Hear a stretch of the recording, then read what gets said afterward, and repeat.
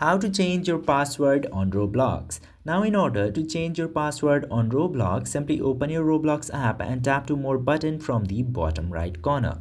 After going in there, you will get to see the option of settings. Simply find and open it, then select the account information from the very top. After this, wait for your account information to load and then you will see the option of password right here. And beside the password option, you will see this icon. Tap into this icon and then you need to enter your current password in the very top and add a new password into the second and the same password into the last box. Then after entering your old password and setting up a new password, tap to update button, which will send a verification email to your mailbox. Just simply check the verification email and enter it into your Roblox app. Then your new password will be set in Roblox. I hope this video was informative to you. If yes, don't forget to hit that subscribe button.